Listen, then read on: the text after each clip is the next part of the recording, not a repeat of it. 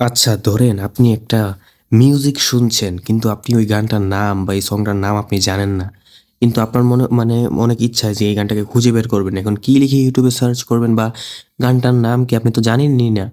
তো আজকের এই ভিডিওতে দেখাবো জাস্ট একটা ছোট্ট ১ সেকেন্ডেরও যদি একটা সাউন্ড হয়ে থাকে সেই সাউন্ডটাকে এনালাইজ করে আপনারা কিভাবে একটা যেকোনো গান বের করে নেবেন একটা অ্যাপসের মাধ্যমে।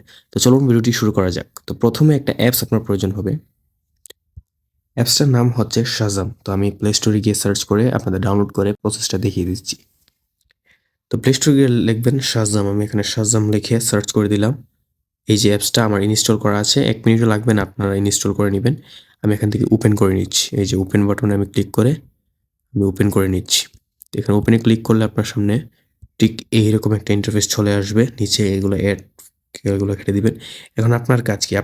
এখন আপনার কাজ হচ্ছে এই যে বড় যে বাটনটা দেখতে পাচ্ছেন এখানে ট্যাপ করবেন। কিন্তু ট্যাপ করার আগে আপনি যে গানটা বা যে সাউন্ডটা দিয়ে আপনি গানটা বের করতে চাচ্ছেন সেটা অন্য একটা মোবাইলে চালু করে এখানে ট্যাপ করবেন। তো এখানে ট্যাপ করলে এটা গানটা শুনবে। আমি ট্যাপ করে আমি আপনাকে দেখাচ্ছি। তো এই যে আমি ট্যাপ করলাম। এখানে অ্যালাও চাচ্ছে, আমি অ্যালাও দিয়ে দিলাম। দেখছেন এখন কিন্তু আমার কোনো গান নেই কিন্তু আমার কথা শুনছে।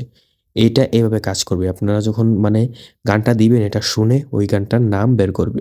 তো এখন কোনো গান আসলো না কারণ আমি কথা বলছিলাম আর কোনো কিছু দেইও না। ভিডিওটা যদি ইউজফুল মনে হয় থাকে এরকম ভিডিও পেতে দয়া করে আমাদের চ্যানেলটাকে সাবস্ক্রাইব করে দিন।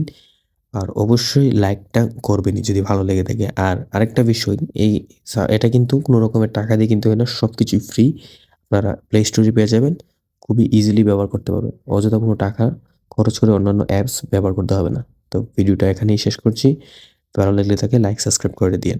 ধন্যবাদ।